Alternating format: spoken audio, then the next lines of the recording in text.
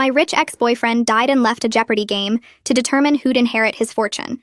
The lawyer's office was packed with Charlie's relatives and ex-girlfriends. I sat in the back hoping nobody would notice me. His mother kept shooting daggers my way. She'd always blamed me for the breakup, and now she blamed me for much worse. Mr. Charlie Williams left specific instructions, the lawyer announced. His $670,000 estate will be distributed based on your performance in this Jeopardy game.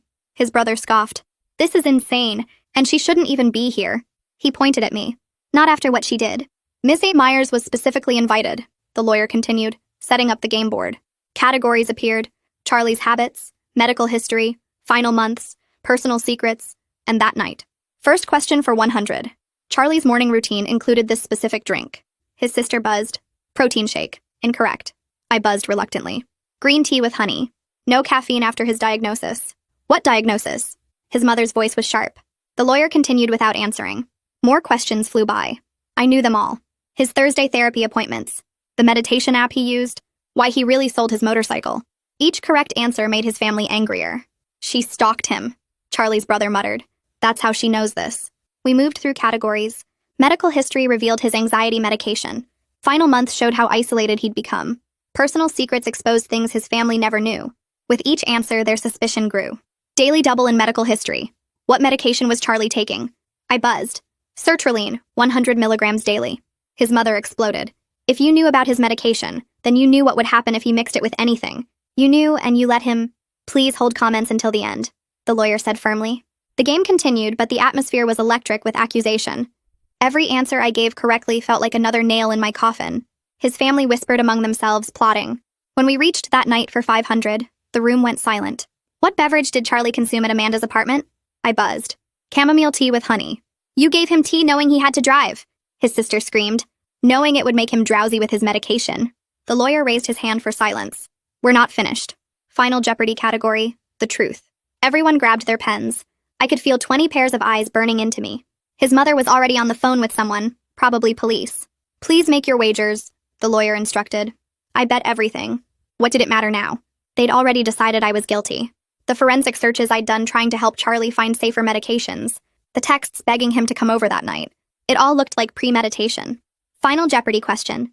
What did Charlie take after leaving Amanda's apartment? His family scribbled various answers. Alcohol, more tea, sleeping pills. They were all guessing what they thought I'd given him, what they believed I'd done to cause the accident. I wrote my answer knowing it would damn me either way. The timer buzzed. Let's see the answers. His brother. Alcohol. Incorrect. His sister. Sleeping medication. Incorrect. His mother. Whatever Amanda poisoned him with. The lawyer shook his head. Amanda, your answer? I turned my board around. Diphenhydramine, massive dose. The room erupted. She admits it. She knew. Call 911. His brother was already dialing. Wait, a voice from the back interrupted. Dr. Hyatt, Charlie's therapist, stood up. Let her finish. Benadryl, I continued quietly. Fatal when mixed with sertraline, which he took after leaving my apartment, after the harmless tea, after calling Dr. Hyatt to discuss his plan. The police arrived just as Dr. Hyatt stepped forward. Charlie called me that night. 20-minute conversation about ensuring certain people were protected. He was very specific about timing. Protected from what? Charlie's mother demanded. From blame, Doctor, Hyatt said simply. He knew the tea would provide misdirection, make Amanda look suspicious while being completely harmless. You're saying he... His sister couldn't finish. The game isn't over, the lawyer announced. Final question worth the entire estate. What did Charlie leave in his safety deposit box? This wasn't on the board. This was new. Everyone looked confused except Dr. Hyatt, who pulled out a key. Amanda, you have one chance. What's in the box? My hands shook. I thought about that last night. Charlie insisting on tea he hated. Adding honey himself. The strange goodbye. The way he'd held me like he was memorizing it. His journal, I whispered. Correct. The lawyer produced a worn notebook. Shall I read the marked page? Requested Reads is on Spotify now. Check out link in the description or comments. Rachel Williams held up her hand, and the room went quiet except for Charlie's mother, who kept yelling that I was a murderer. Rachel's voice cut through everything, firm and professional, announcing that the journal was in a sealed safety deposit box at First National Bank, and that its contents would determine the final estate distribution. She explained that Charlie had left specific instructions about when and how the journal should be accessed. His mother screamed that this was all fake, that I had manipulated everything, that her son would never have planned this. Charlie's brother suddenly lunged across the table toward me. Two cousins grabbed him by the arms and pulled him back while he shouted that I murdered Charlie and everyone in this room knew it. Rachel stood up and said she would call security if people couldn't control themselves. The brother kept struggling against the cousins, his face red and veins popping in his neck. Rachel picked up the phone on her desk and said the police were already waiting outside to speak with several people, including me, and that everyone needed to cooperate or face obstruction charges. The room finally went quiet. His mother was crying now, her sister's arm around her shoulders. Rachel gathered her papers and said officers would be conducting interviews in the conference rooms down the hall. She looked directly at me and said I should come with her. Detective Elise Napier introduced herself in a small conference room with gray walls and a table that smelled like lemon cleaner. Her tone was neutral, almost bored, like she did this every day. She wore dark pants and a blue button-up shirt with her badge clipped to her belt. She explained this was an informal conversation, that I wasn't under arrest, but that the circumstances of Charlie's death required investigation, given what came out during the will reading. She pulled out a notepad and pen and sat across from me. Rachel Williams stood by the door with her arms crossed. Detective Napier asked me to start from the beginning and tell her about that night. I took a breath and told her exactly what happened. Charlie came over around 8. We talked for a while about nothing important. He said he wanted something calming, so I made chamomile tea with honey because that's what I had. He left around 10, seeming tired but fine, said he needed to get home and get some sleep. Detective Napier wrote everything down without looking up. She asked if I knew about his medications, and I admitted I knew about the sertraline because he told me months ago when we were still together, said it helped with his anxiety, but made him feel flat sometimes. Detective Napier looked up from her notepad and asked why I knew. So many personal details about Charlie's life if we had broken up. I explained we stayed in touch, that I still cared about him even though the relationship didn't work out. I said knowing someone's therapy schedule or what app they use for meditation doesn't mean I wanted to hurt them. She wrote something down that I couldn't see. I asked if I needed a lawyer and she said that was my right, but that I wasn't being charged with anything at this time. She closed her notepad and said someone would be in touch, probably within the next few days. She stood up and told Rachel to show me out through the back exit to avoid the family. Rachel walked me down a different hallway past offices with closed doors and out a side door that led to the parking garage. I sat in my car in the parking garage for 20 minutes, shaking so hard I couldn't turn the key. My hands kept slipping off the steering wheel. The fluorescent lights buzzed overhead and made everything look greenish and sick. My phone started buzzing with texts from numbers I didn't recognize. I opened the messages and saw people calling me a murderer, saying I should be in jail, threatening to find out where I lived. Someone from the will reading must have posted about it online because strangers were messaging me now. One text said I deserved everything coming to me. Another said they hoped I got what I gave Charlie. I turned off my phone and tried to breathe, but my chest felt tight and small. I needed to get out of this garage, away from this building, somewhere safe. I turned my phone back on and called Allison from work, the only person I could trust right now. She answered on the second ring, and I started crying before I could say anything. She asked where I was, and I managed to tell her about the will reading and the police and the texts. She said to come to her place right now, gave me her address on Maple Street, said she would order food and I could stay as long as I needed. She didn't ask if I did it, didn't hesitate or sound worried about getting involved. I finally got the key in the ignition and drove to her apartment, checking my mirrors the whole way to make sure nobody was following me. At Allison's apartment, I finally broke down and cried for the first time since Charlie died. She sat next to me on her couch and didn't try to fix anything or tell me it would be okay. She just let me cry and handed me tissues when I needed them. I told her everything, about the Jeopardy game and how I knew all the answers, about his family blaming me, about the journal and the detective and the texts. She listened without interrupting, and when I finished, she said we needed to get me a lawyer. I said I didn't know if I could afford one, and she said it didn't matter, that I needed protection whether I got charged or not. She made me eat some pizza even though I wasn't hungry and set up the guest room with clean sheets. I lay in bed staring at the ceiling, hearing Charlie's voice asking for tea, seeing his face when he left that night, wondering what he was thinking and why he did this to me. The next morning, Allison helped me search online for lawyers who handled both criminal defense and civil cases.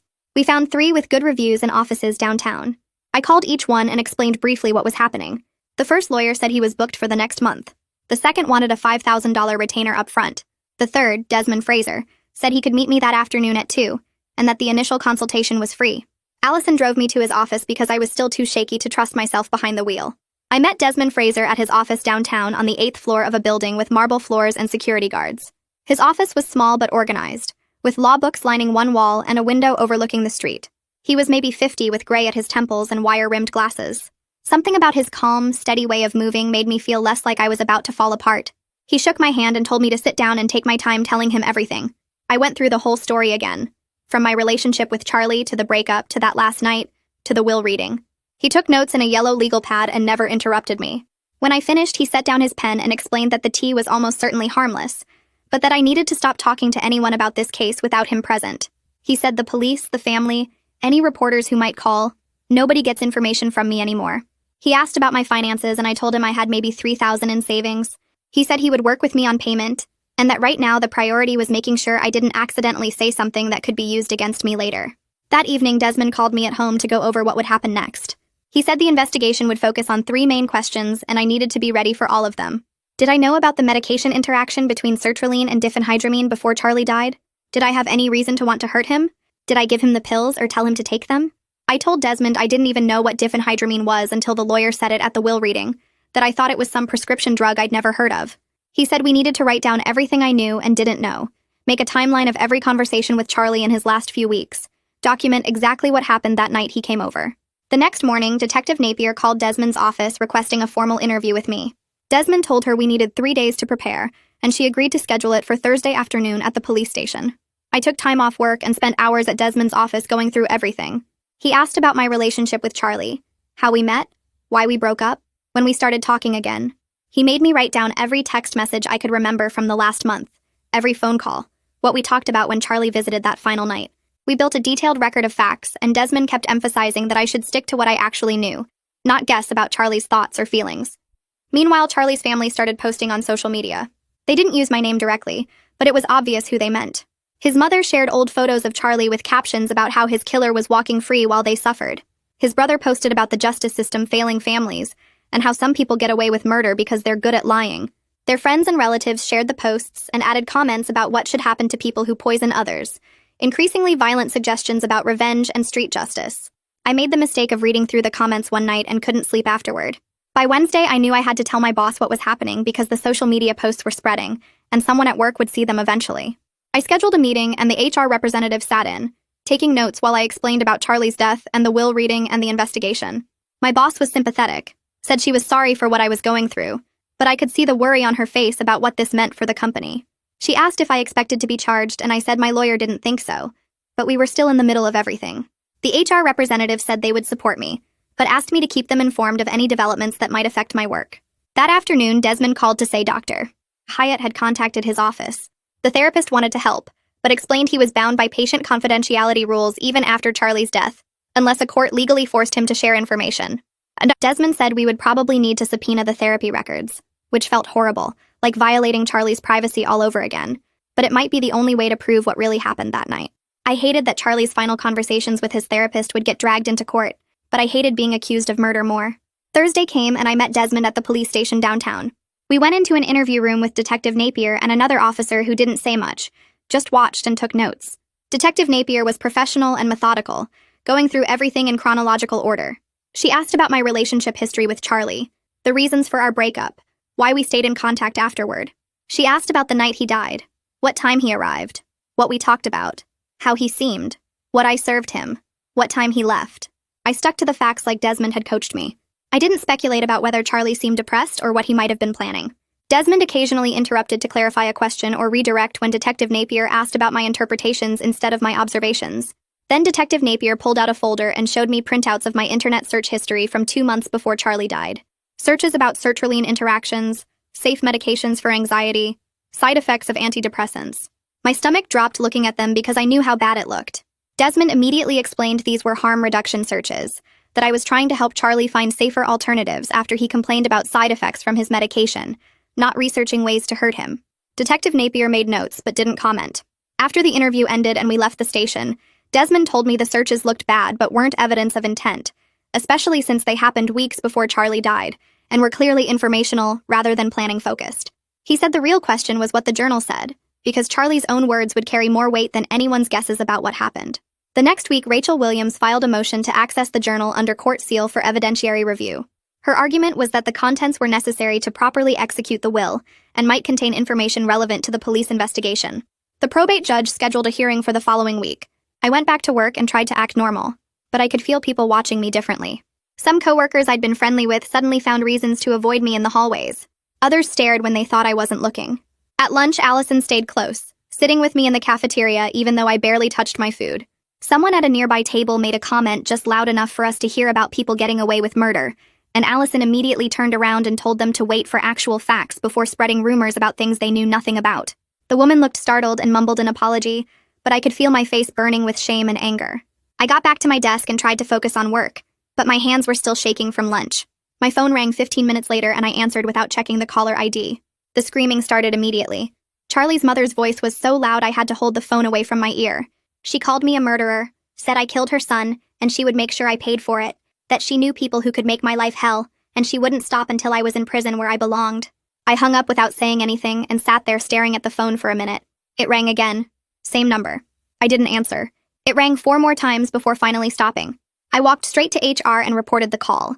The representative took notes and asked if I wanted to file a formal complaint. I said yes, and she told me they would change my extension immediately, and that I needed to document any further contact from Charlie's family.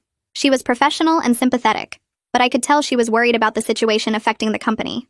I went back to my desk with a new extension number and tried to work, but I couldn't stop shaking for over an hour. Every time my phone rang, I jumped. Allison came by twice to check on me, and the second time she brought me coffee and sat with me until I calmed down enough to actually type something. 3 days later, Desmond called with the first real good news since this whole thing started. The pharmacy records came back and they showed Charlie bought the diphenhydramine himself. He used his own credit card at a drugstore 3 blocks from his apartment. The purchase happened 3 days before he died. Desmond said this was huge because it proved Charlie got the medication on his own, that I didn't give it to him or even know he had it. The records showed he bought a large bottle of the stuff, way more than someone would need for allergies or sleep problems. Desmond said we needed to get this information to Detective Napier right away, because it changed everything about the investigation. I felt like I could breathe for the first time in weeks. Finally, there was actual proof that I didn't do what everyone was accusing me of doing. Desmond warned me not to get too excited yet because the family would probably claim I told Charlie to buy it or something, but at least now there was evidence showing his own actions separate from anything I did. The probate hearing happened the following week, and I sat in the back of the courtroom with Desmond while lawyers argued about the journal. Rachel Williams explained that the journal was in a sealed safety deposit box and contained information relevant to both the estate distribution and the investigation into Charlie's death. The judge was an older woman who looked tired and annoyed by the whole situation. Charlie's family attorney stood up and argued that the entire will should be thrown out because Charlie was clearly mentally unstable when he wrote it, that the Jeopardy game proved he wasn't thinking straight. Rachel responded that mental capacity for will execution was a separate legal question from accessing the journal, and that the court needed to review the journal first before making any decisions about the will's validity. The judge listened to both sides and then said she would review the journal privately in her chambers, before deciding what portions were relevant to the estate and what might need to be shared with law enforcement. Charlie's family attorney tried to argue more, but the judge cut him off and said her decision was final. The hearing ended, and I left through a side door to avoid Charlie's family, who were gathered in the hallway looking angry. 2 days after the hearing, Rachel called me while I was at work. She said the judge finished reading the journal and found multiple entries that explicitly stated Charlie's intent to end his own life. The entries described his plan to use the tea visit as misdirection, to make it look suspicious when it was actually harmless. Rachel said the judge was preparing a summary for all parties, and had already contacted Detective Napier to let her know the journal contained information that cleared me. I asked if I could read the actual journal, and Rachel said that would be up to the judge, but that the summary would include the relevant portions. She warned me the family was going to fight this hard, that they would claim Charlie wrote the entries under duress, or that they were fake somehow. I thanked her and hung up feeling relieved but also strange. Part of me wanted to read what Charlie wrote, but another part of me was scared to see his actual words planning the whole thing. Detective Napier called Desmond the next day requesting another meeting. Her tone was completely different this time. We met at the police station again, and she started by saying the investigation was still ongoing, but that the journal entries changed the picture significantly. She asked if Charlie ever talked to me about suicide, and I told her the truth. He struggled with depression, and we talked about it sometimes when we were together, but he never told me he was actively planning to die. If he had, I would have tried to stop him or get him more help. Detective Napier took notes and asked about his therapy with Dr. Hyatt. I said I knew he went to therapy, but he didn't share details about what they discussed because that was private. She asked if I noticed any changes in his behavior in the weeks before he died, and I said he seemed tired and stressed, but not more than usual. The meeting lasted about 30 minutes, and when it ended, Detective Napier said she would be in touch as the investigation continued. Desmond said afterward that this was good, that her tone suggested they were moving away from treating me as a suspect. The judge released the summary of journal entries to all parties a week later. Desmond brought me a copy and I read it sitting in his office. Charlie's handwriting was exactly how I remembered it, neat and precise. The entries started about 2 months before he died. He wrote about feeling trapped by his family's expectations and their complete ignorance about who he actually was. He wrote that he wanted to protect me from blame, while also exposing how little his family knew about his life. One entry said the tea would be perfectly harmless but perfectly suspicious, that his family would immediately assume I poisoned him or drugged him because they always blamed me for everything anyway. Another entry described calling Dr. Hyatt after leaving my apartment to create a clear timeline showing he was alive and functional after our visit. He wrote that the truth would eventually come out through the journal and the evidence trail he was creating. but that there would be a period where I would be under suspicion, and he was sorry about that, but it was necessary for his plan to work. Reading his words made me feel sick.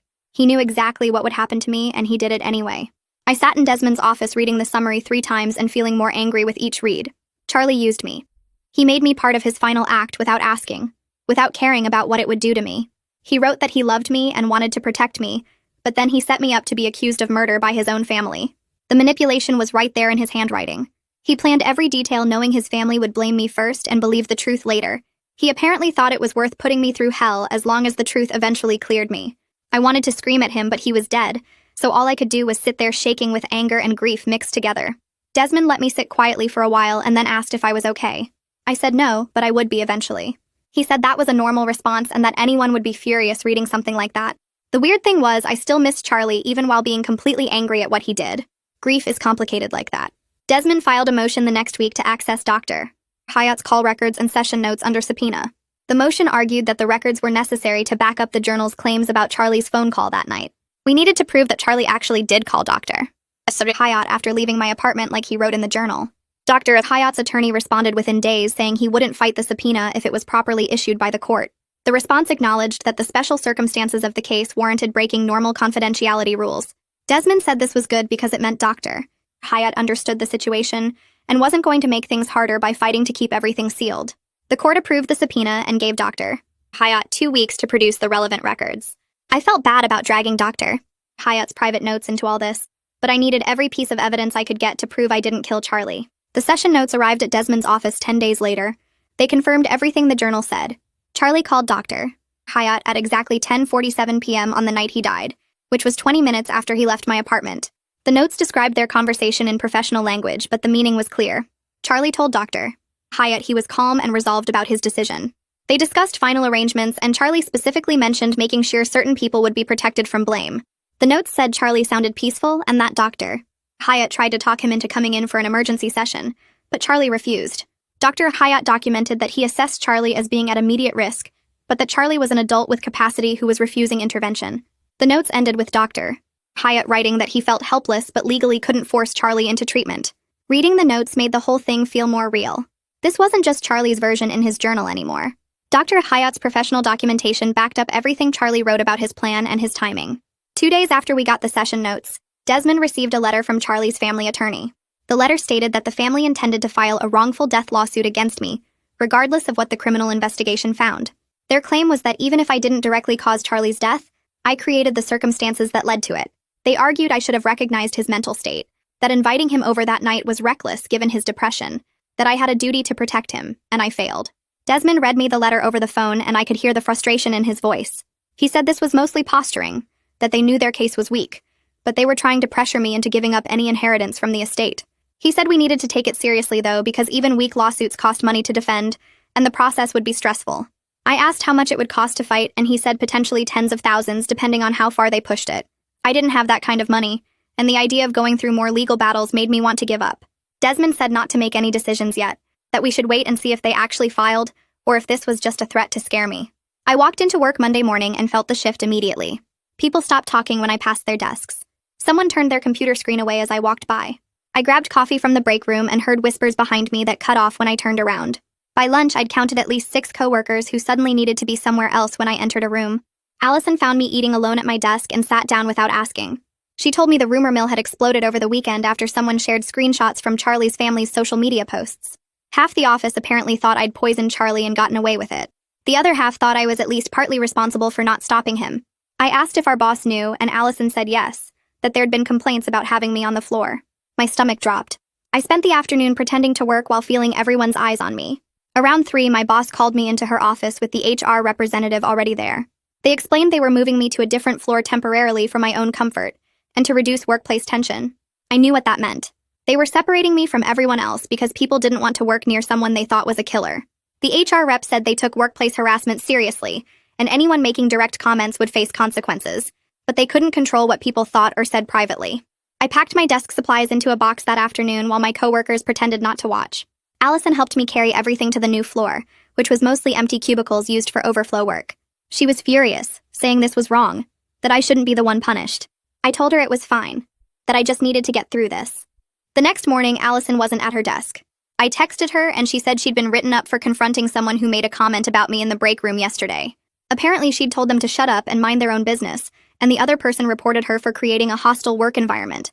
I felt sick knowing she was facing consequences for defending me. Desmond called 3 days later saying the toxicology report had come back. His voice sounded different, more relieved. The report showed lethal levels of diphenhydramine combined with sertraline, no alcohol whatsoever, and only trace amounts of chamomile tea that had zero pharmacological interaction with anything in Charlie's system. The medical examiner's notes specifically stated the tea was irrelevant to the cause of death. Desmond had already shared the report with Detective Napier, who acknowledged this essentially confirmed what the journal said. The tea I'd served Charlie was completely harmless. It didn't make him drowsy, didn't interact with his medication, didn't contribute to his death in any way. Charlie had taken the Benadryl himself after leaving my apartment, probably in his car based on the timeline. The toxicology proved beyond doubt that nothing I gave him caused or contributed to what happened. Desmond said this was huge for the criminal investigation, but warned me the family could still pursue civil action. I asked what that meant, and he said we needed to meet in person to discuss it. I sat across from Desmond in his office 2 days later, while he explained wrongful death lawsuits. Even though I wouldn't be charged criminally, Charlie's family could still sue me in civil court. They could claim I was negligent, that I should have recognized his mental state, that inviting him over that night created the circumstances that led to his death. Civil suits had a lower burden of proof than criminal cases. They didn't need to prove I intended harm, just that my actions contributed to the outcome. I asked how much it would cost to defend against something like that. Desmond leaned back and said tens of thousands potentially, maybe more depending on how far they pushed it. Legal fees, expert witnesses, court costs, depositions. Even if I won, I'd still be out all that money. I told him I didn't have tens of thousands of dollars. I barely had a few thousand in savings. Desmond said we could cross that bridge if they actually filed, that sometimes the threat of a lawsuit was just that, a threat meant to pressure me into giving up any inheritance from the estate. But I needed to be prepared for the possibility they'd follow through regardless of the evidence. I called a therapist that night because I couldn't sleep anymore. Every time I closed my eyes, I saw Charlie sitting in his car after leaving my apartment, taking those pills, making the choice that would destroy both our lives. I kept replaying our last conversation looking for signs I'd missed. Had he seemed off? Had he been saying goodbye? Why hadn't I noticed something was wrong? The panic attack started at work. Sudden moments where I couldn't breathe and my heart raced and I was sure everyone could see I was falling apart. The therapist had an opening that week and I took it even though I couldn't really afford it. Her office was small and quiet, and she didn't look at me like I was a murderer when I explained why I was there. She asked what I needed help with and I said everything. That I couldn't stop thinking about that night. That I felt responsible even though everyone said I wasn't. That I was angry at Charlie for doing this to me. She listened without interrupting, and then said something that shifted how I'd been thinking about everything. Charlie made a choice, she said. His choice to end his life was his own, but his choice to involve me without my consent, to use me as part of his plan, to set me up to be blamed by his family, that was harm he chose to inflict on me. I could grieve him and be furious at him at the same time. Those feelings didn't cancel each other out. Desmond called again with new information from the bank. Their records showed Charlie visited his safety deposit box the day before he died.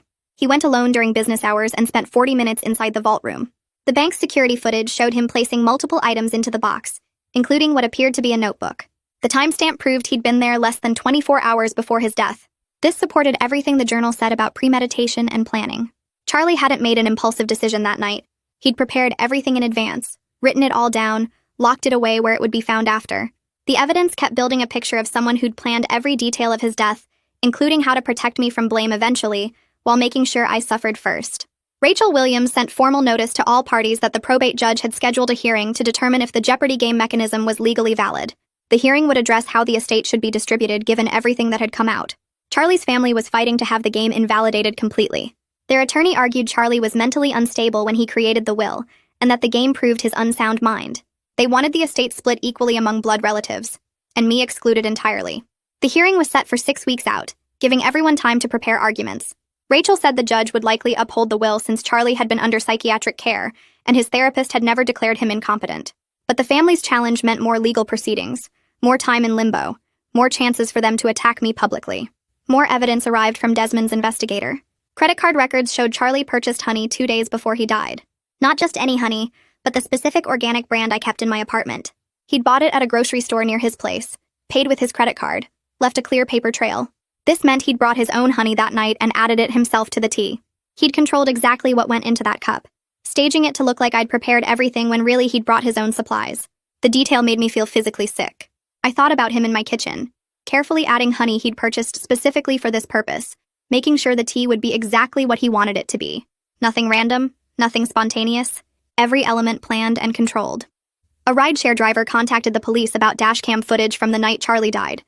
The driver had been parked on my street waiting for a pickup, and his camera captured Charlie's car in the background.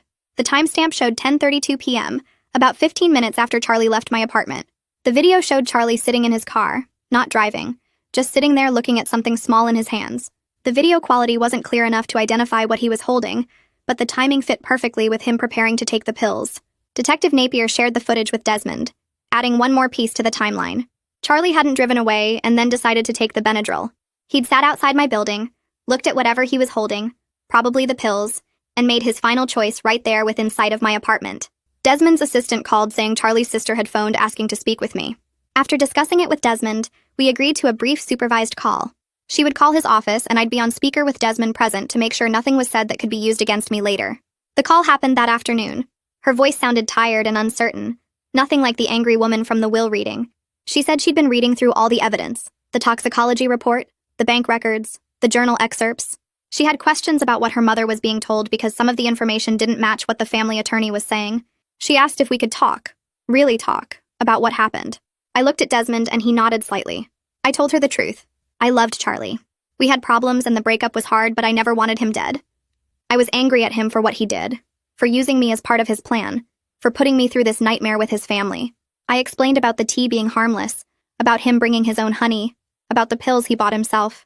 She listened quietly and then said something that surprised me. She said their brother was feeding their mother information selectively, showing her only things that made me look guilty, hiding evidence that pointed to Charlie's planning. Her brother was convinced I'd manipulated everything somehow, that the evidence was fabricated or misinterpreted. She didn't know what to believe anymore, but she wanted to hear my side directly. I asked if she thought I killed him. She was quiet for a long moment, and then said no. She didn't think that, but she didn't know how to reconcile the brother she knew with someone who would plan something this elaborate and cruel. I told her I didn't know how to reconcile it either, that I was still trying to understand how the person I loved could do this to me. We didn't talk much longer after that. She thanked me for speaking with her and said she needed time to process everything. The call ended, and I sat in Desmond's office feeling strange, like maybe one person in Charlie's family might eventually believe I wasn't a monster. 2 days later, Desmond called saying Detective Napier wanted to talk. He put her on speaker in his office, and her voice sounded almost friendly compared to our first conversations. She explained the prosecutor's office had reviewed everything from the journal entries to the pharmacy records to the dashcam footage. The evidence showed Charlie bought the pills himself, took them after leaving my apartment, and planned the whole thing in advance. Criminal charges looked unlikely because there was no evidence I provided the fatal medication or knew he would take it. The case would probably close as suicide within a few weeks once the final reviews finished. I thanked her and hung up feeling relieved but also empty, because official closure didn't erase what I'd been through. The next afternoon, Desmond got a call from an attorney representing Dr. Hyatt. The state licensing board had opened a professional ethics inquiry about whether Dr. Hyatt should have broken confidentiality to warn someone about Charlie's plans. The attorney asked if I would provide a statement saying I didn't believe Dr. Hyatt had information that would have required him to warn anyone. Desmond explained this could help Dr.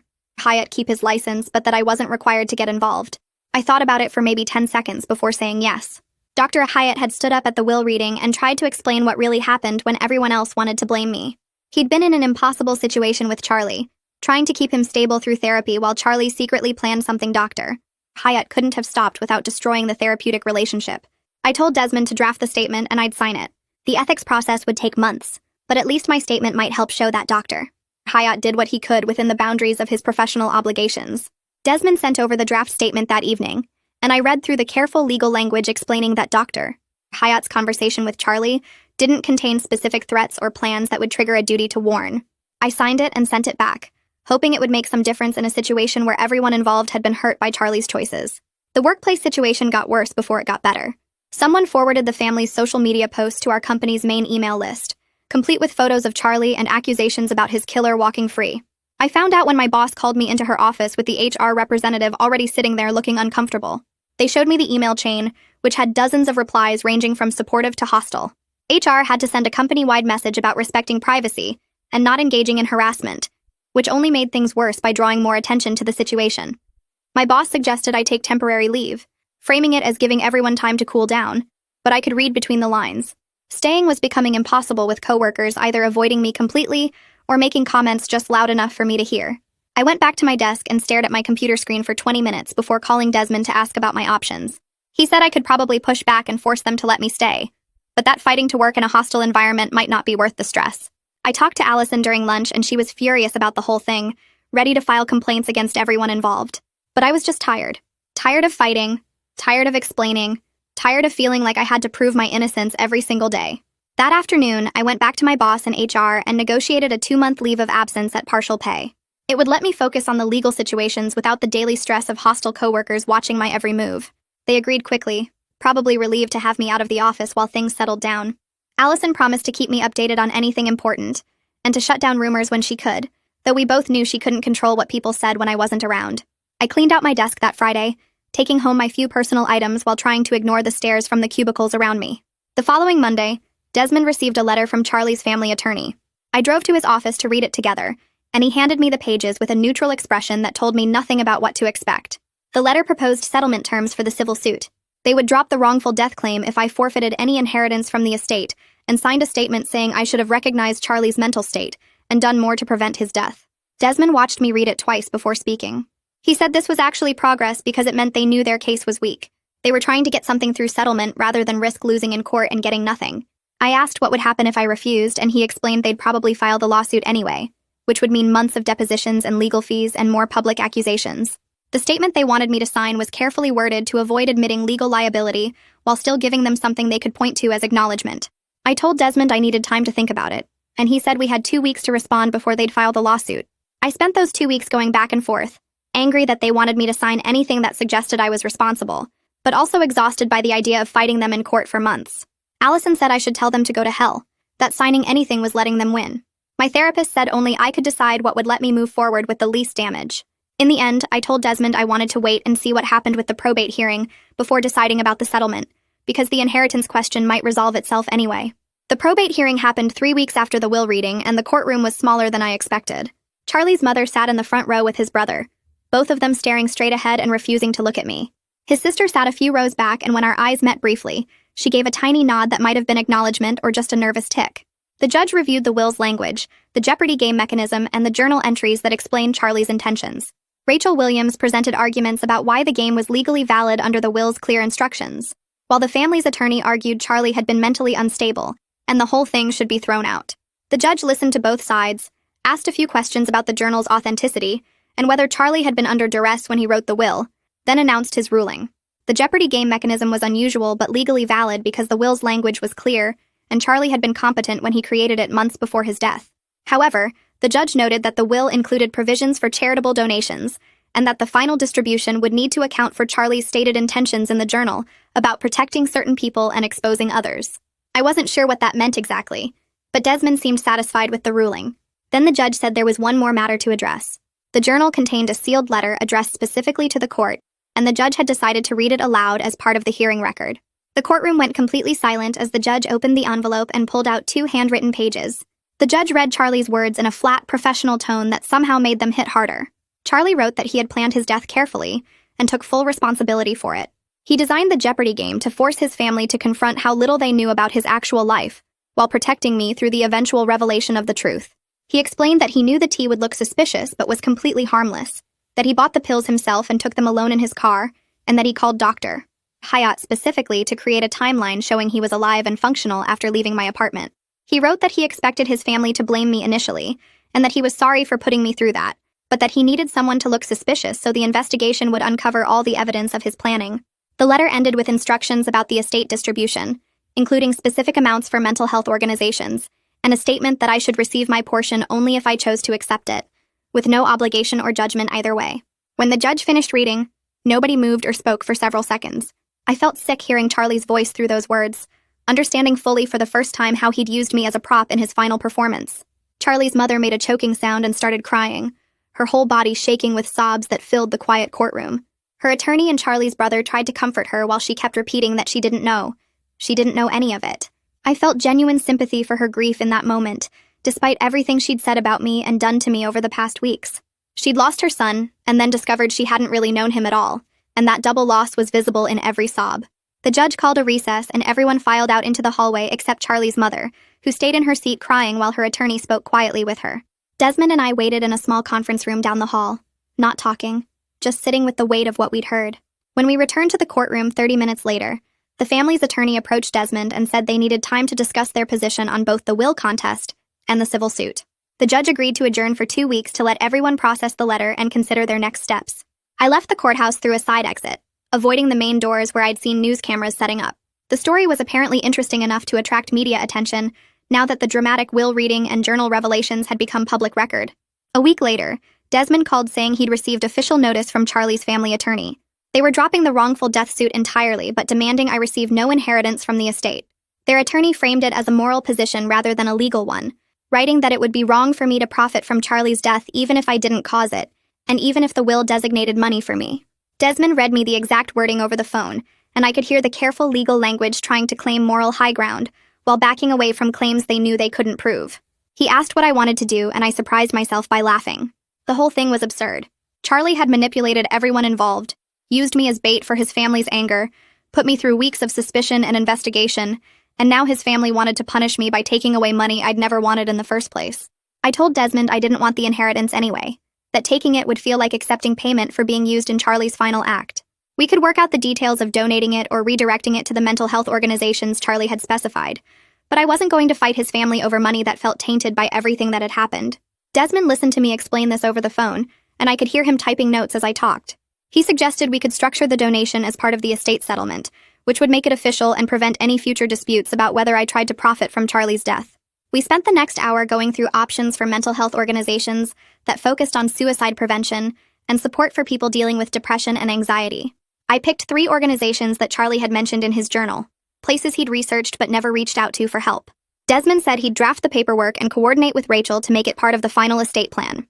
2 days later, my phone rang with a number I recognized as the police station. Detective Napier's voice sounded different from it had during the investigation. Lighter somehow, less careful.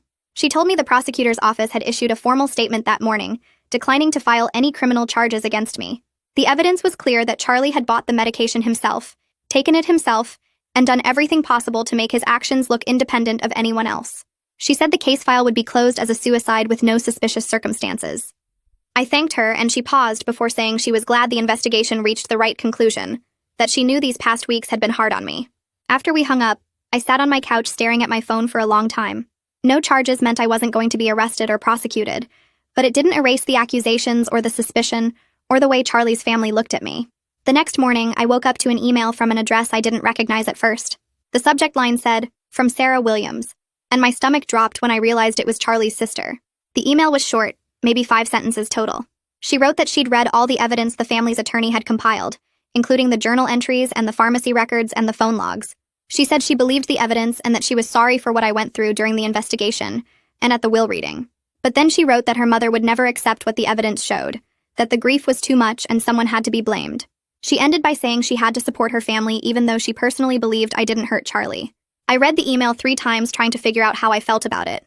Part of me appreciated that she acknowledged the truth, but another part was angry that she wouldn't stand up to her mother or brother. I typed out a response thanking her for reaching out, then deleted it.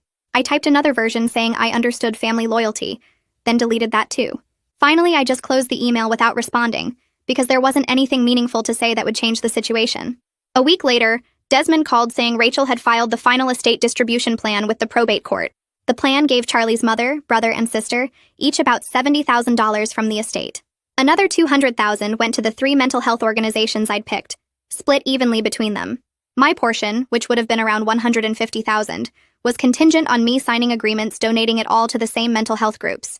Rachel had also included provisions for covering all the legal fees and court costs from the estate before any distributions happened. Desmond asked if I wanted to review the paperwork before the court hearing, and I told him I trusted his judgment and would sign whatever needed signing. The hearing was scheduled for 10 days out, giving Charlie's family time to review the plan and raise any objections. I went back to work during those 10 days, trying to rebuild some sense of normal routine.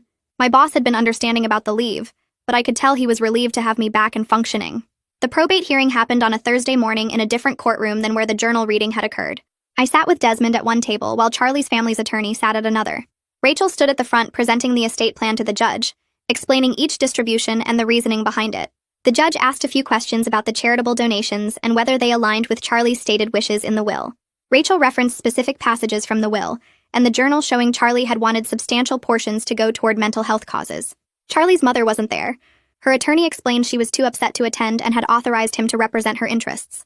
Charlie's brother sat in the back row, and when I glanced back once, he was staring at me with the same angry expression he'd worn at the will reading. His sister sat next to him but didn't look at me at all. The judge reviewed the paperwork for what felt like forever, flipping through pages and making notes. Finally, she announced that the estate plan was reasonable, aligned with the will's provisions, and properly accounted for all the interested parties. She approved the distribution and set a timeline for the transfers to happen over the next 60 days. Rachel would oversee everything as executor, making sure all the payments and donations went through properly.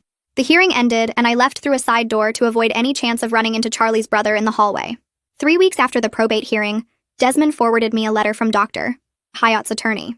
The state licensing board had concluded their ethics inquiry into his handling of Charlie's case. They issued a formal caution about documentation requirements and consultation procedures in high-risk cases, but decided not to suspend or restrict his license. The letter included a brief note that Dr. Hyatt had asked his attorney to pass along. He thanked me for the statement I'd provided to the ethics board, and said he regretted the entire situation, both Charlie's death and the aftermath that had affected so many people.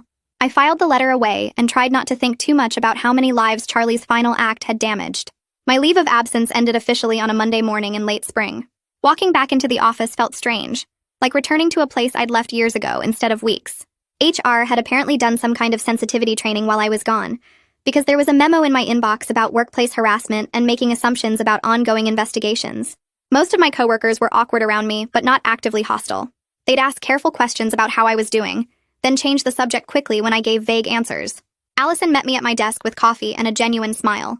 She filled me in on everything I'd missed, both work projects and office gossip. Later, she told me she'd been pushing back hard against the rumors and speculation while I was gone, shutting down conversations when people started making accusations or assumptions. She said several people had apologized to her for believing the worst, and that my reputation had mostly recovered once the prosecutor's statement came out. Our friendship felt stronger after that, built on her having my back when things were terrible. The mental health fund launched 6 weeks after the estate distribution went through. The 3 organizations I'd picked had coordinated to create a joint fund in Charlie's name, focused specifically on medication safety education and suicide prevention for people dealing with depression and anxiety. They sent me an invitation to the launch event and asked if I wanted to be involved in any public way, maybe speak about Charlie or help with fundraising. I declined the speaking part because I didn't want to be the face of this story or have to explain our relationship and his death to strangers. But I agreed to attend planning meetings and help shape what the fund would focus on. It felt like the only meaningful thing to come out of the whole nightmare, turning Charlie's estate into something that might actually help people, instead of just enriching his family or me. Summer came, and I realized I hadn't visited Charlie's grave since the funeral. I drove to the cemetery on a Saturday morning 3 months after the will reading. His grave was in a newer section with a simple flat marker showing his name and dates. Someone, probably his mother, had left flowers that were starting to wilt in the heat. I stood there for a while trying to figure out what to say. All the profound statements I'd imagined on the drive over felt fake when I tried to form them into actual words. I was still angry at him for the manipulation, for using me as a prop in his final performance, for not caring about what his death and his plan would do to me. I was also sad that he'd been suffering so much and hadn't found another way out. I was processing the trauma of being accused of murder by people who were also grieving the same person I'd loved. Nothing about it was simple or clean or resolved. I left a small bouquet of flowers next to the wilting ones and walked back to my car feeling slightly lighter, like I'd acknowledged something important even if I couldn't articulate what it was. Therapy helped me understand that I could grieve Charlie and be furious at him at the same time, that these feelings didn't cancel each other out or mean I was handling things wrong. My therapist walked me through setting boundaries around what I would carry emotionally and what I refused to accept responsibility for. I couldn't control that Charlie had chosen to die. I couldn't control that he'd manipulated the circumstances to cast suspicion on me. I couldn't control his family's grief or their need to blame someone. But I could control how much energy I spent trying to convince people of my innocence, how much I let their opinions affect my daily life, and whether I let Charlie's final act define my future. 3 months passed before I heard from Charlie's sister again. She sent a text asking if we could meet for coffee. No pressure, just to talk. I stared at the message for a full day before responding because I wasn't sure what she wanted or if this was some kind of setup. Desmond said it was my choice but to meet in a public place if I decided to go. We met at a coffee shop downtown on a Saturday morning, and the first few minutes were so awkward we both just stirred our drinks without talking. She finally said she'd been thinking about everything that came out during the investigation and wanted to understand who Charlie really was, since the journal showed how much his family didn't know him. I told her about our relationship, the good parts and the fights, how he could be thoughtful one day and completely shut down the next. She shared stories about their childhood that explained some of his patterns, how their mother's expectations crushed him, how their father left when Charlie was 12 and he never really processed it. We talked for 2 hours, and by the end, neither of us was crying, but we both looked tired. She said she couldn't be my friend because of her mother, but she wanted me to know she believed the evidence and didn't think I hurt him. I thanked her, and we parted in the parking lot with an understanding that this was probably the only conversation we'd ever have, but it mattered that we had it. The social media posts about me started disappearing gradually as other scandals took over people's feeds. Someone would still comment occasionally on old posts calling me a murderer, but the active harassment stopped once the prosecutor's statement went public. I made my accounts private and stopped searching my name obsessively every morning to see what new accusations had appeared overnight. My therapist helped me understand that some people would always believe I was guilty, no matter what evidence existed, and I couldn't control that, or waste energy trying to change their minds. I focused instead on the people in my actual life, the ones who knew me and stood by me. Allison remained fiercely loyal, shutting down any workplace gossip she heard, and making it clear that spreading rumors about me would damage friendships. My routine slowly returned to something approaching normal, though I still had bad days where the weight of everything felt crushing. My boss called me into her office 6 weeks after I returned from leave and said they were starting a new project that needed someone detail-oriented who could handle complex data analysis. The project had nothing to do with legal issues or investigations, just pure technical work that required intense focus for months. I jumped at the chance because it gave me something concrete to work on that filled my brain with problems I could actually solve. The work was demanding enough that I'd go home exhausted but satisfied, having spent 8 hours thinking about databases and algorithms instead of death and accusations. My performance reviews that quarter were the strongest I'd had in years, and my boss mentioned during our check-in that she was considering me for a senior position opening up in the next year. The promotion possibility felt like proof that my career hadn't been permanently destroyed by the investigation, that I could rebuild my professional reputation through good work. I threw myself into the project with an intensity that probably wasn't entirely healthy, but it beat sitting at home replaying the will reading in my mind. The Mental Health Fund held its first public event 9 months after the estate distribution finished. They sent me an invitation and asked if I wanted to speak, but I declined because I didn't want to be the face of Charlie's story or have to explain our relationship to strangers. I did attend, though, sitting in the back row of the community center while speakers talked about suicide prevention, medication safety, and support resources for people dealing with depression and anxiety. The presentations were informative and respectful, focusing on practical help rather than dramatic stories. I noticed Dr. Ed Hayat sitting in the back on the opposite side of the room, also keeping a low profile. Our eyes met briefly across the space, and we exchanged a small nod of acknowledgement without speaking or approaching each other. We both knew why we were there and what we'd been through, but neither of us needed to discuss it publicly or make it about us. The event drew about 50 people and raised several $1,000s in donations. Afterward, I slipped out the side door without talking to the organizers because I'd done what I came to do, which was witness that something positive had come from all the pain. One morning, about a year after Charlie died, I woke up and got ready for work, and was halfway through my commute before I realized I hadn't thought about the investigation or the accusations yet. That sounds like a small thing, but it was huge because for months those thoughts had been the first thing in my mind every single day. I'd wake up already anxious, already replaying conversations with Detective Napier, or remembering Charlie's mother screaming at me in the lawyer's office. But that morning my brain had just moved through normal thoughts about work deadlines and what to eat for lunch. The trauma hadn't disappeared and I still had rough days, but it was no longer the constant background noise of every waking moment. I mentioned this to my therapist and she said it was a sign of healing, that trauma processing doesn't mean forgetting but rather integrating the experience so it doesn't dominate everything else. I started noticing more moments like that over the following weeks, whole afternoons where I was fully present in what I was doing instead of half distracted by memories of being accused. I met someone new through a friend's party about 14 months after everything happened. We started talking about normal things like work and hobbies, and there was an ease to the conversation that I hadn't felt with anyone in a long time. We went on a few dates, taking things slowly because I wasn't ready to rush into anything serious. On our 4th date, I told him about Charlie, the whole story including the investigation and accusations. He listened without interrupting, asked a few questions to understand better, and then said he appreciated me trusting him with something so difficult. He didn't treat me like I was damaged or fragile afterward, didn't ask endless follow-up questions or act weird around me. It felt like a small but important step toward trusting people again, proof that I could be honest about what happened without it defining how someone saw me. We kept dating casually, and I was careful not to move too fast, but having someone new in my life who knew the truth and didn't judge me for it helped me feel less isolated. Desmond forwarded me an email from Charlie's family attorney about 18 months after the estate closed. The family wanted to stay informed about the mental health fund's work and requested quarterly reports about how the money was used. The tone was formal and distant, but not hostile, acknowledging their grief and their son's legacy without making accusations about me. I agreed through Desmond to have the fund organization send them quarterly updates, maintaining appropriate distance while respecting that they had a right to know how Charlie's estate was helping people. It felt like a reasonable boundary, giving them information without requiring direct contact between us. The fund coordinator told me the family never attended events or got involved beyond receiving the reports, but knowing the money was used properly seemed to matter to them. I thought about Charlie's sister sometimes, and wondered if she was the one who pushed for this arrangement, trying to find some middle ground between her mother's anger and the reality of what the evidence showed. 2 years after Charlie died, I deliberately drove past the street where his accident happened. I'd been avoiding that area completely, taking longer routes to get places just to not see the intersection. But one Saturday I decided to test myself and see if I could handle it. My heart rate picked up as I approached the street and I gripped the steering wheel tighter, but I kept driving at normal speed without stopping or turning around. I didn't have a full panic attack, didn't need to pull over and call someone. I just drove past, acknowledged the tightness in my chest and kept going. It felt like proof that I was healing even though the scars would always be there. I didn't make a habit of driving past that spot, but knowing I could do it without falling apart mattered. By the time 2 full years had passed since that night at the lawyer's office, I was genuinely okay. Not perfectly healed, not without complicated feelings about everything that happened, but functional and moving forward with my actual life. I'd learned that some stories don't have clean endings where everything gets resolved and everyone understands each other. Being cleared of wrongdoing didn't erase the experience of being accused, didn't undo the months of people thinking I was a murderer, didn't fix the relationship with Charlie's family. I carried the truth of what happened without letting it define everything I was or control every decision I made. The Mental Health Fund helped dozens of people every year with medication safety education and suicide prevention resources. Allison and I were closer than we'd been before all this, because she'd proven herself when things were terrible, and that kind of loyalty deepens friendships.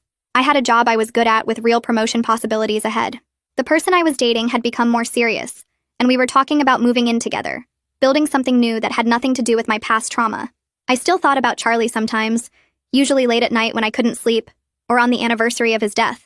The anger had softened into something more like sad acceptance that he'd made choices I couldn't control, and that I'd survived the aftermath of those choices. He'd manipulated the situation to expose his family's ignorance and protect me eventually, but he hadn't cared about, or maybe hadn't fully understood what those months of suspicion would do to me.